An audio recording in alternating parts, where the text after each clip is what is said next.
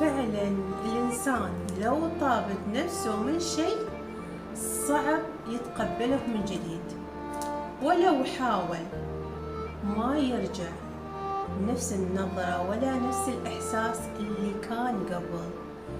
كل شيء ينكسر بداخله. يمكن يلتئم لكن مستحيل يرجع نفس قبل. في مسافة صغيرة ما بين عادي وما عادت.